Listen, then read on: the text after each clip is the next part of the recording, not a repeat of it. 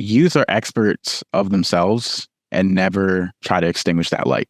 Listen to them because they'll tell you things that you probably have never heard of or could even think about. And then two, neurodiversity is great. It's here in our society. It's always been here. And our world likes to pretend that it's not. And they look down upon those who might identify with that. But we all have it in one way or another. We're all our own flavors of neurodiverse. And the sooner that we all accept that, the sooner we can start building a better society. Welcome to Partners for Advancing Health Equity, a podcast bringing together people working on the forefront of addressing issues of health justice. Here, we create a space for in-depth conversations about what it will take to create the conditions that allow all people to live their healthiest life possible.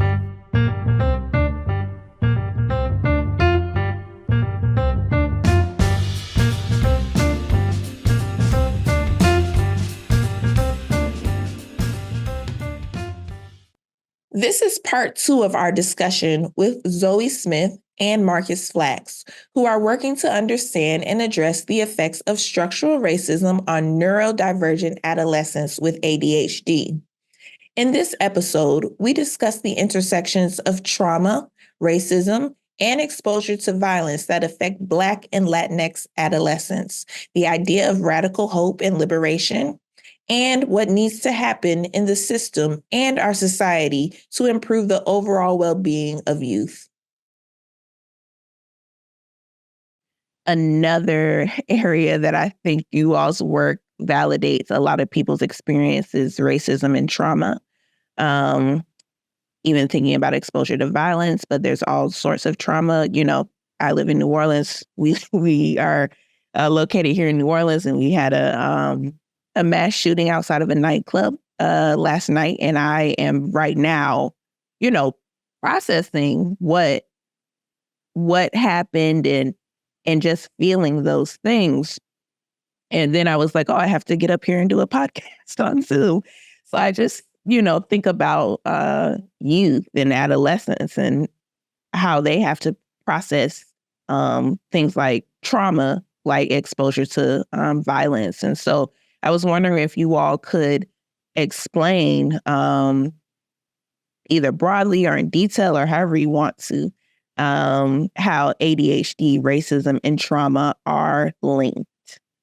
Yeah, well, first, I just want to say, wow, it's a lot. And I think that this is something Marcus and me and our team talk about a lot, is like being in community, but also learning about a mass shooting that affects people that look like you or that you love is impossible. It is just impossible to go on and do work again. And that has been a difficulty that we've been trying to navigate around the trauma that our youth are experiencing. And so I just want to say, there's not a great thing to say. It's like, damn. I don't think we can swear on this, but whoops. But it's so exhausting to keep going. And when this happens, and right, like in Chicago, we had a few mass shootings this weekend, and, youth were killed, Black youth were killed. And it's just so terrifying and disheartening. And often it feels impossible to keep moving on and keep doing this work. And so, I just want to acknowledge that and say that that's something that we talk about a lot. And as clinicians, thinking about Marcus, how do I work on my thesis when I'm hearing about all this trauma? And it's really hard. It's not easy. And I've been experiencing that as an early career faculty member.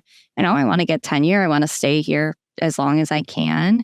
And writing and thinking can be almost impossible when the world is just on fire and everything is happening. And so something that we talk about in my team, and I saw it on Twitter and I don't remember who said it, I wish I could find it, is that there's this, rug of oppression. And if you're pulling on a string and Marcus is pulling on a string and I'm pulling on a string, or we're pulling on a few strings, we're going to start unraveling that rug. And so, our goal is to eradicate racism and to increase mental health access to all families. And so, doing this work and talking about the work is so important. And it helps me to just remember, okay, I'm doing my best at pulling on my strings, and I can't pull on everyone's strings, and I have to trust that other people are doing that. So, but to answer your question, so it's really interesting. So I was trained in an ADHD lab at Virginia Commonwealth University. We were a school-based intervention lab where we went into schools or trained mental health providers to do interventions in schools because that's where kids are. So let's do it there so that we don't have this research to practice gap of, oh, if you come here and do it with us, but then how does the community actually keep going?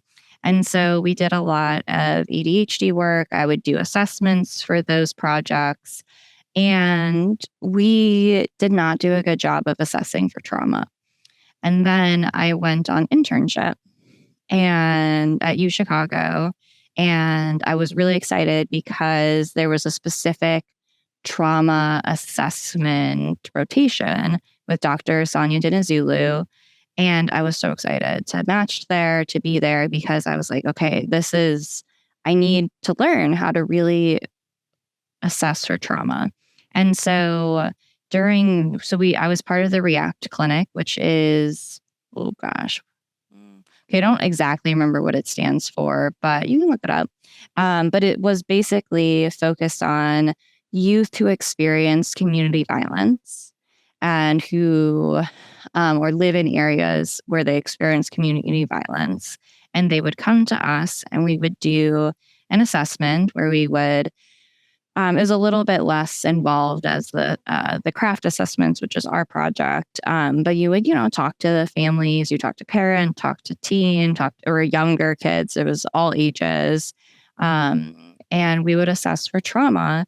And what we found out was that there is a lot of neurodivergent youth. There's a lot of kids who had ADHD and also was experiencing trauma. And so I was looking at the literature to just see, I guess I had this thought that something around there was happening, but I was like, what is really going on here? And there's not many people looking at ADHD and trauma. And in particular, ADHD, it has really focused mostly on white upper to middle class boys. And so the intersection of ADHD, racism, and trauma is that we just haven't been looking at it. And because we're not looking at it, because we haven't developed assessments and interventions specifically for youth who have ADHD, have experienced trauma, and are experiencing racism, which is a type of trauma, have a lot of different experiences than youth with ADHD who don't have those additional stressors, basically. And so really these things, ADHD, part of it is that, you can struggle to focus or pay attention or recognize what's going on in your surroundings. And so that can lead to, if you live in an area that is it's not always safe to walk around, that can be really unsafe and can be really traumatic. And you can unfortunately end up experiencing more trauma than maybe youth that are more in-tuned. Or you become in-tuned and hypervigilant and then get a diagnosis of PTSD on top of that ADHD. And so really, that's been something we've been asking a lot about, is like this discrimination that youth are experiencing, the discrimination they're experiencing in the healthcare system, which has led to a delay in diagnosis for Black and brown youth. And unfortunately, even though some of our families have gone to pediatricians, gone to other providers, we even had a family that had a full neuropsych assessment that when I read it, I was like, this is very clearly ADHD. They weren't given a diagnosis of ADHD.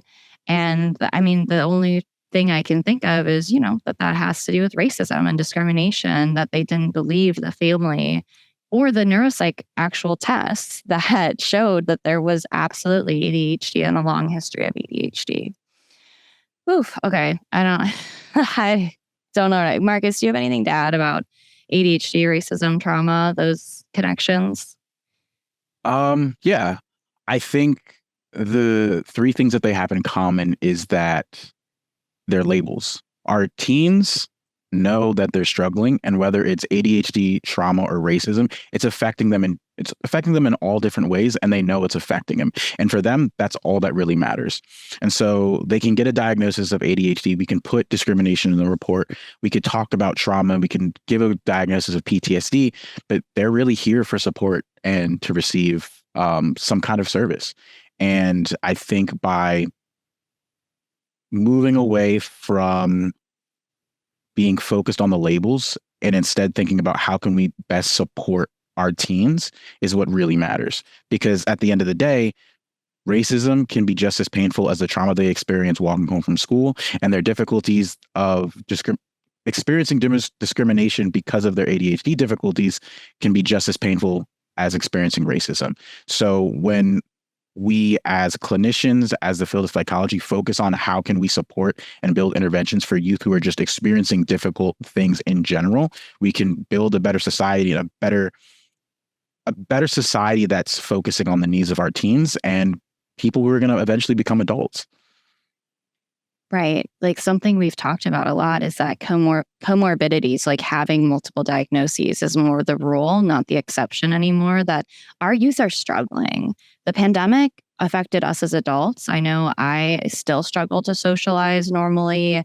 My executive functionings have gotten much worse since then.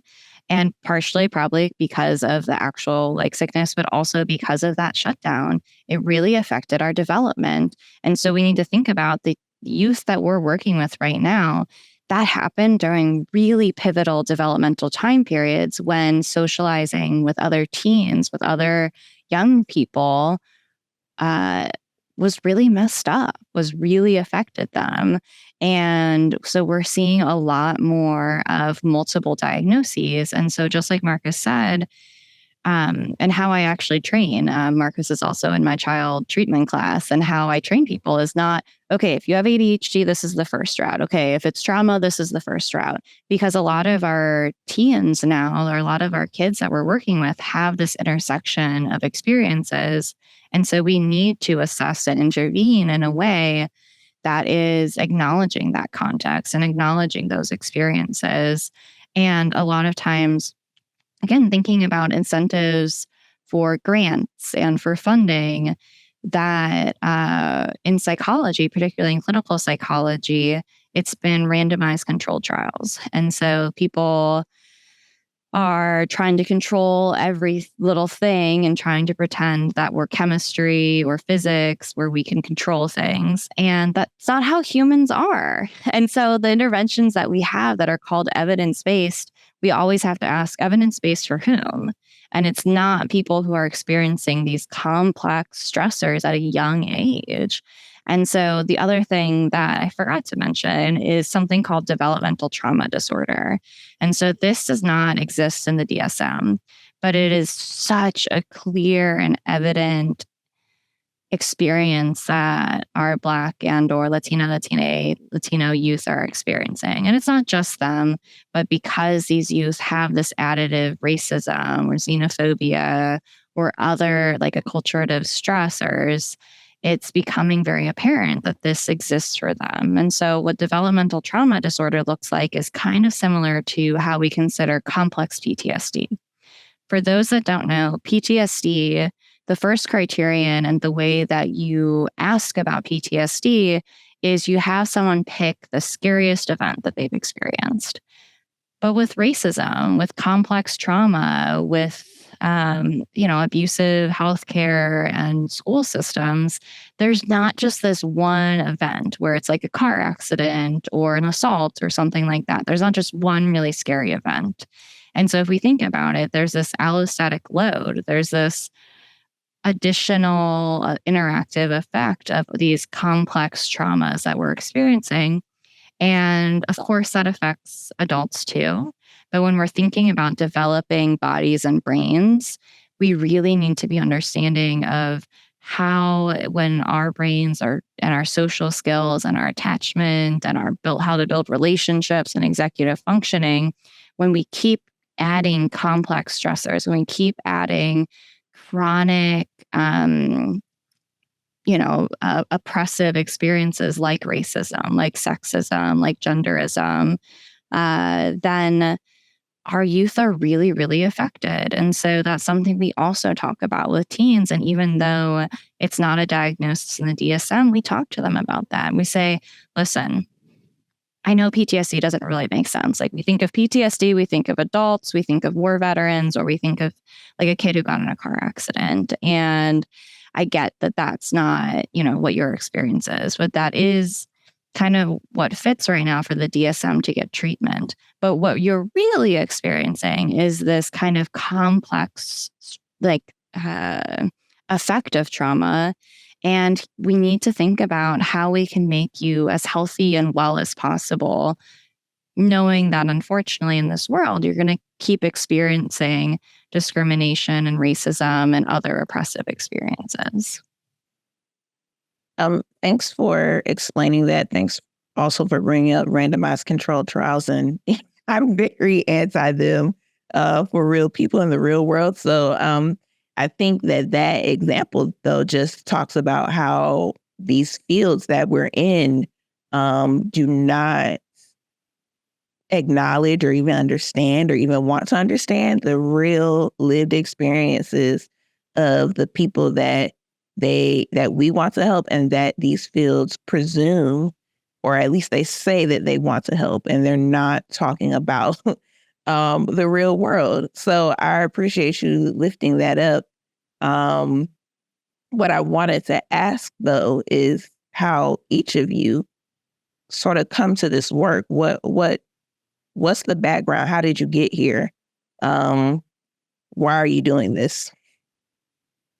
I could start. So I started in a research lab at Rutgers Newark, where I was working in a lab that was examining how infants pick up threats in their environment. And it was really interesting work. And I remember what we were seeing in the lab was that infants whose mothers had high levels of anxiety, the infants were more attuned to threats in their environment. And this got me interested in intervention research, because if babies are showing signs of anxiety at 1 year old, year and a half, 2 years, what's being done to help those kids when they get to preschool, kindergarten, first grade? That took me to my master's program, which was done during the pandemic, where I worked in a lab that was focused on adapting a social anxiety intervention for Black adolescents. And that was interesting because while we were going into the school to talk to them about social anxiety, we started with focus groups. And in those focus groups, we wanted to get their experiences about social anxiety and what it was like socializing in their school. But a lot of what we were hearing was, I don't feel safe. Like, I'm not talking to people not because I'm afraid, but because if you say the wrong thing, you can get made fun of, you can get bullied. And so from there, I found Dr. Smith. It was a new lab, and so I was a little nervous coming in, being the first grad student, but I knew the work that she was doing was extremely important because she's one of the only researchers that I could find doing this work. And so coming in as the first grad student and learning how to do clinical interviews, learning about the DSM has really shaped my clinical psychology grad school experience. I'm so glad you're here, Marcus. Marcus is amazing. They're just the best. And I couldn't ask for a better first grad student. So I'm so glad and Marcus wouldn't say this about themselves, but just has really shaped the lab and how we do things and how we think and how we see things, and has just this brilliant mind for research. And so I'm just so excited that you're here. So thank you. For me, how I came to the work was I knew I wanted to work with kids, but I knew I didn't want to be a teacher because I knew I didn't have the patience to be a teacher. And so the only other job I could think of to work with kids was being a child psychologist. And so I was like, let me just see how this goes.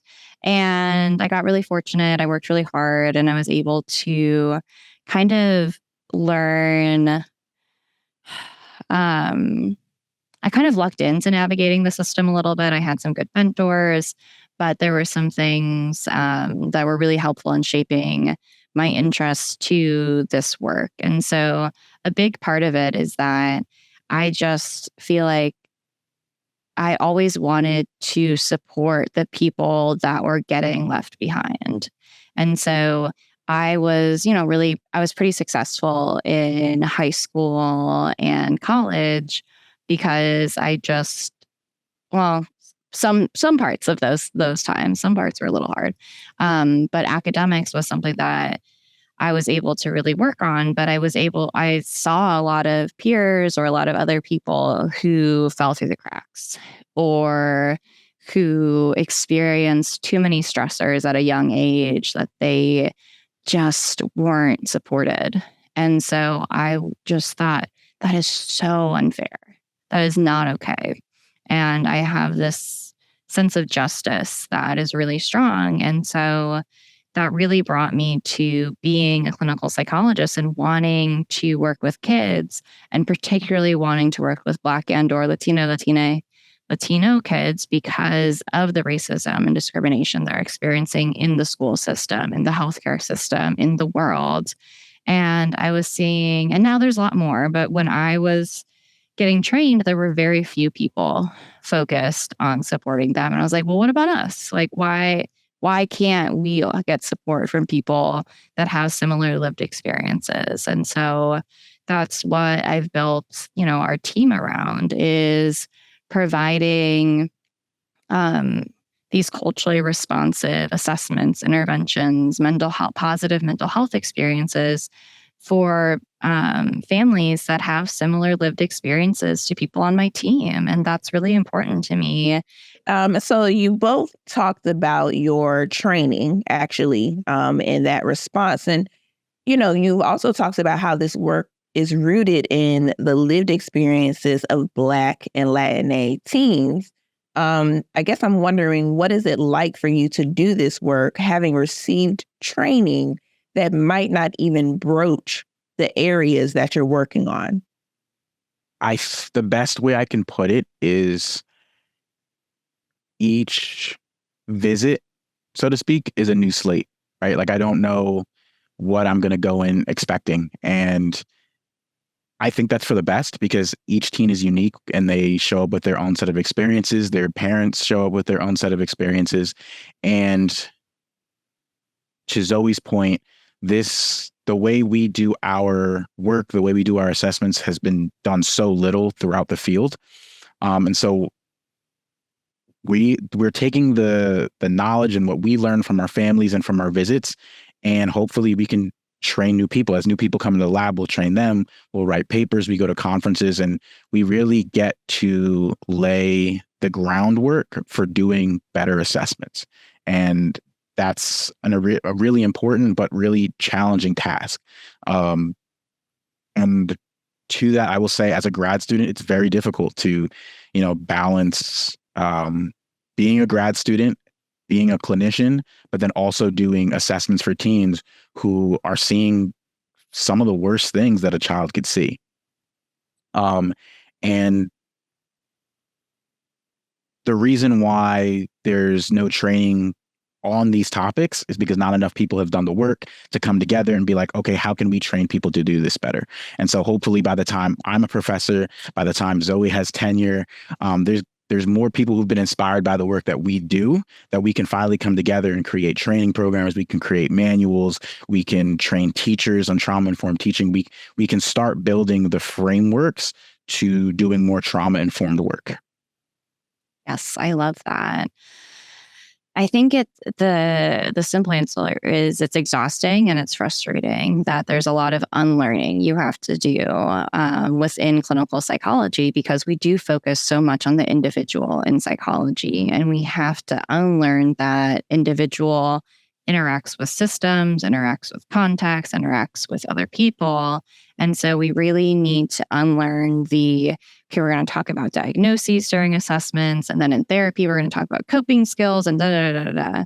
We need to do a lot of unlearning and recognizing that there's a lot we don't know still, because there hasn't been, I don't know, there's a lot we don't know, but there's also a lot we do know if we just listen to people and what they're asking for. And that's what we do. We just listen, and then we do what people need us to do.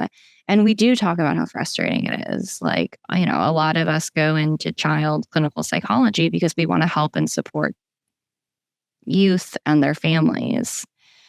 And at the same time, we can't dismantle all of these systems that they're right now. We will, but we can't right now at this exact instant.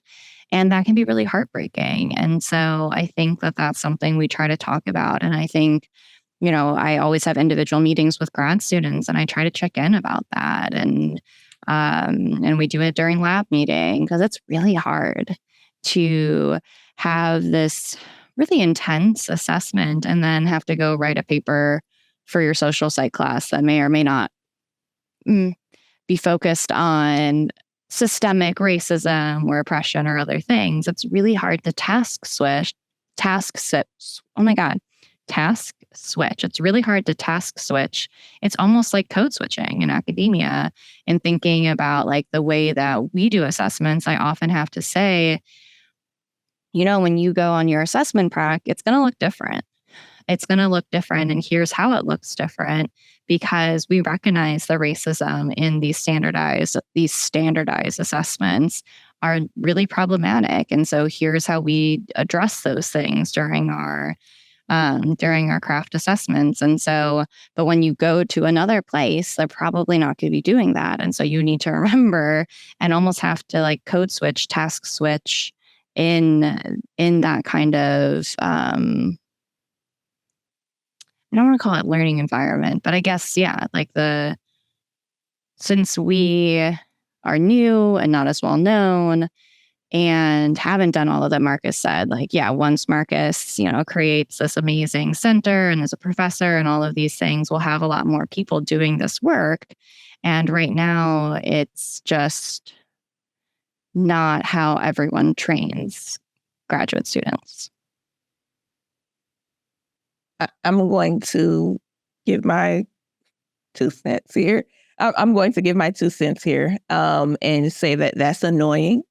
I often feel the same way that, depending on who I'm talking to, even I think of it in terms of like a lens or like a world that I'm in. When I'm focusing and studying Black people's health, that's what I do. I'm thinking totally differently than when I am interacting or talking with people who are looking at it from a totally different lens or worldview. And it is additional work that practitioners and scholars who are doing this work in the ways in which we're doing it have to do. And it takes time and it takes energy. And I find that it makes things slower. And you mentioned being in a capitalist system several times. And I wanted to point that out for me as well as for our listeners, that this is not easy, and it takes additional energy. What do you all think of that? Big yes. It's exhausting.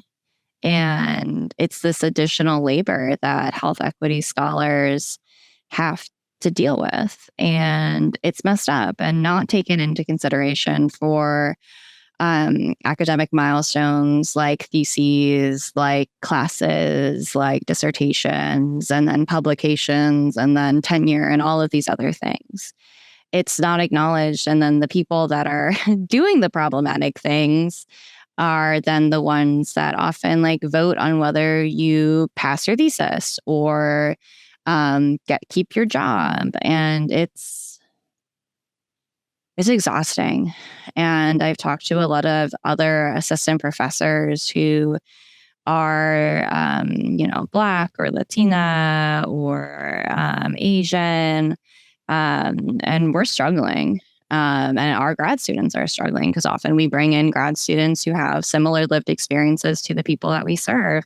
And that was, I have always been pretty vocal and pretty strong activist, even as a psychologist. But, once Marcus came, I was like, no, we will not be treating you like this. We will not be treating our students like this. And of course, I cared about all the other students too. But once, I saw how our assessments were being done and how I teach my classes and the comparison to others, it's exhausting and it makes me angry all the time. And it makes me worry about the health of myself and my students and, everyone else who's dealing with this. It makes me angry. Honestly, it makes me really, really angry and frustrated.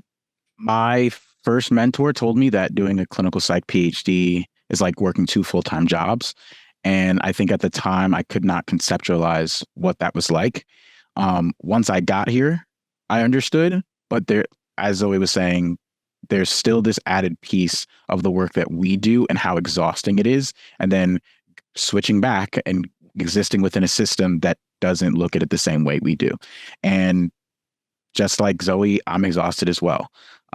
But getting to do that work is what keeps me going most of the time. It's not going to classes or writing papers. It's the fact that I get to serve families, and that's what motivates me and keeps me going despite how tired I'm feeling. Yeah, but that's not okay. We shouldn't it shouldn't be a full-time job. And,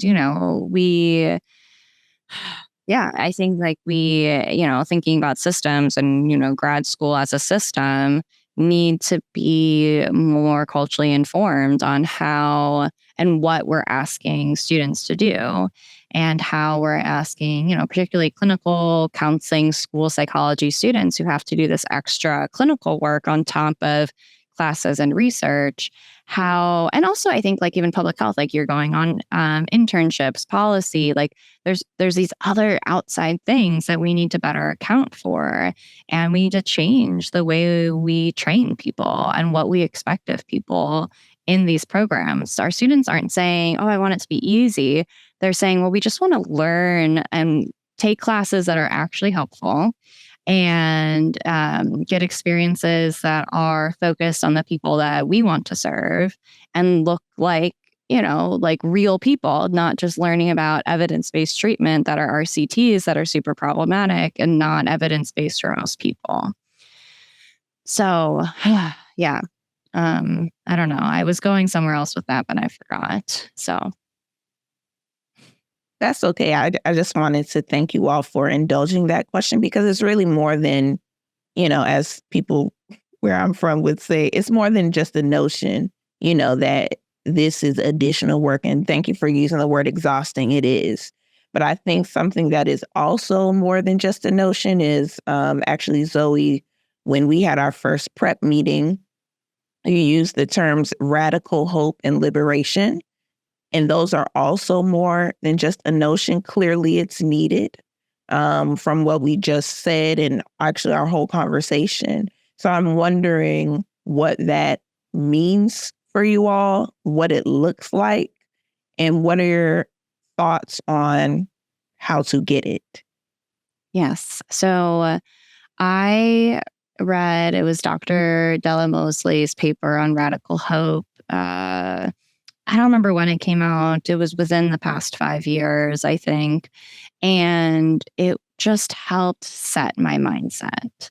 Thinking, so I'm not going to be the best at explaining this, but what it means to me, what radical hope means to me is recognizing the context and the reality of racism, of oppression, and being real about that. And so I'm not going to have this rose-colored glasses where I'm like, oh, maybe it doesn't exist. No, it exists, and it's harmful and it's hurtful and it's painful.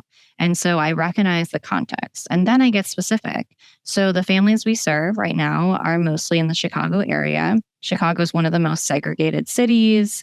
in the world. And the area that Loyola is at is on the north side, which has been really gentrified and has become predominantly white area, except for little pockets like around Loyola and Rogers Park, which again, Loyola is gentrifying and affecting the livelihood and the communities of people. And so I have to recognize these things as a person who works for a university, who is a part of a healthcare system, is part of the mental health system. And so I recognize these contexts. I'm really active in Chicago and learning and supporting certain youth-centered and mental health-centered activist groups. And so that I recognize how our policies, how things are affecting the people that I see every day. And so that's the context that I experience. So this is like with Radical Hope, there's kind of like this context, current, past, historical context, and then there's the future. And in the future, I believe that the things I'm doing now with recognizing all of that context, I'm going to eradicate racism. There's going to be a world where mental health experiences and the system is going to be well. There's a world where all the families we work with are thriving, and that is focused on liberation and this radical hope that I have to believe that racism is going to get eradicated. Is it going to be easy? No. Do we have to burn systems down? Absolutely. And I believe in that. And if I can't believe in that, for me, what am I doing? Why wouldn't I? I mean, it's just, you have to, for me, I have to believe in that future. And I know what my goal is. And I think, okay, this is my goal and I'm going to take steps to get there. And then the term liberation is something, I think about, okay, I talk about the families we work with who have a lot of oppressive experiences. And so, I mean, not to be super basic about it, but what's the opposite of oppression is liberation. And so we need to strive for liberation and to dismantle and then build new systems that are not centered in white supremacy, that are not centered in racism and sexism and landowning and capitalism. We need to eradicate all of those things, going back to radical hope, and then build a new world, this, culture of wellness and community and things that existed in the past that we've seen with also many Indigenous people, that was the world that we were living in. And then colonizers kind of that up. And so recognizing that and understanding how, I guess, believing that we're going to get there. And that's a big part for me, is that everything I do, no matter how big or small it might feel to me, is part of that. And I live that. And I try to teach that to as many people as possible. Marcus, do you have any thoughts on that? No, Zoe always explains that absolutely perfectly. Thanks. I agree. I think my next question would be relating to our project here at Tulane, Partners for Advancing Health Equity. We're a national collaborative that brings together different sectors such as academia, philanthropy, the private sector, government, and community organizations to advance health equity. That being said, how do you feel your work should be understood and applied to other sectors like these that might not be thinking about health equity in the way or in the ways that you all do?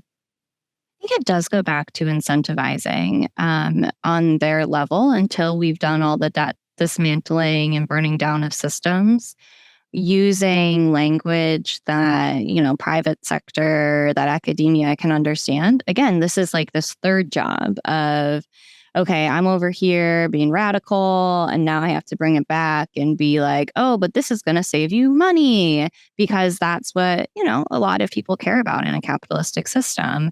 And with people being well and people being healthy and having mental health and physical health and just health and community health, green spaces, like there's so many things that are going to make our world better and going to make people better.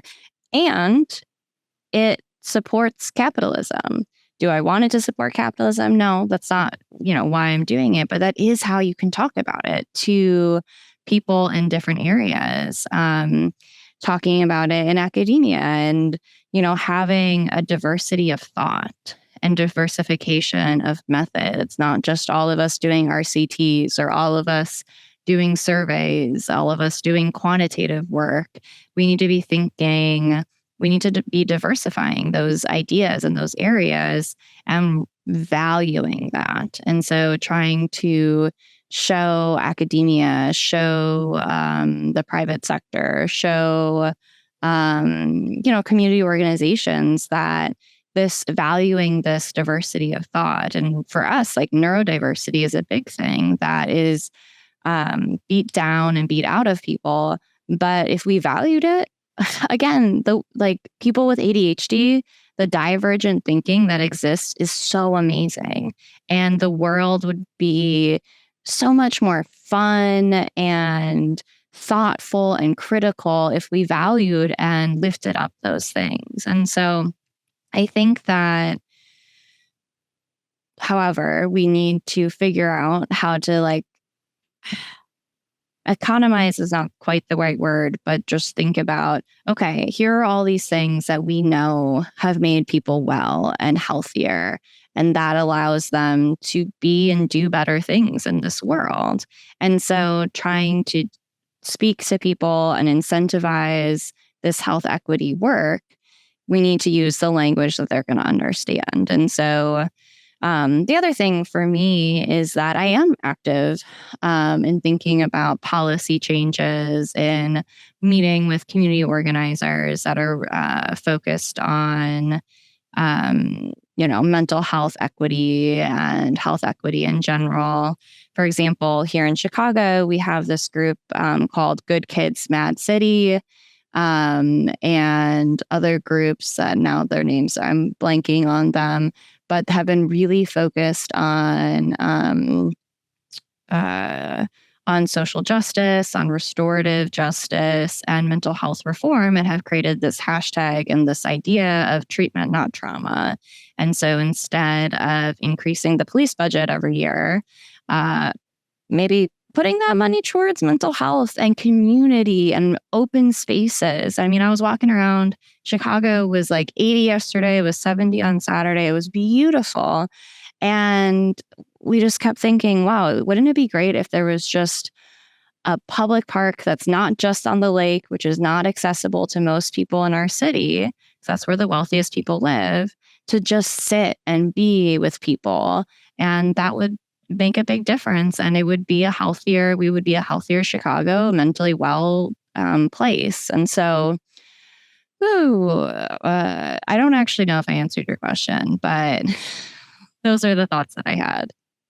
No, I think you did. And I think that for our listeners, I think it's always helpful if we could ask our guests if there are a couple of key things or key takeaways that you want people to leave with, or you want to be sure that they leave with, because there's a lot. There's more than a couple of key takeaways from our conversation, which I really appreciate. But I'm wondering if there are one or two or even three things that you would just want people to be sure to take away from this conversation. Okay. Value lived experiences, particularly focused on Black and or Latino people and youth who have been systemically oppressed. Work towards liberation, and every single thing you do that's towards liberation and dismantling oppression is powerful. And third, this work can be exhausting, so find community. Find community that makes a huge difference. I would say, one, youth are experts of themselves and never try to extinguish that light. Listen to them because they'll tell you things that you probably have never heard of or could even think about. And then two, neurodiversity is great. It's here in our society. It's always been here. And our world likes to pretend that it's not. And they look down upon those who might identify with that. But we all have it in one way or another. We're all our own flavors of neurodiverse. And the sooner that we all accept that, the sooner we can start building a better society. Thank you. Thank you for those final comments, but as well as for this whole conversation. I really appreciate you all engaging with me, and I'm, connecting with what you all are saying and doing, but I know that our listeners are as well. So we really appreciate it. Thank you so much for being here and for your work. Thank you so much. This was wonderful. It's so important to be able to talk about this. And, we feel heard. And that, as we keep talking about, that's important. Yes. Thank you for having us. Of course. Of course. And thanks to our listeners. We hope that you found this conversation engaging, and we look forward to having you tune in for our next episode. And if you have any thoughts to add to the conversation, be sure to comment on our podcast episode page at Spreaker.com or on our social media channels. Thanks for listening. Thank you for joining us this episode of Partners for Advancing Health Equity. Be sure to visit our website and become a member of our collaborative at partnersforhealthequity.org. That's partners, the number 4, healthequity.org. Follow us on Facebook, LinkedIn, and Twitter. And be sure to subscribe wherever you enjoy your podcasts. Partners for Advancing Health Equity is led by Tulane University School of Public Health and Tropical Medicine, is part of the Tulane Institute for Health Equity, and is supported by a grant from the Robert Wood Johnson Foundation. Until next time,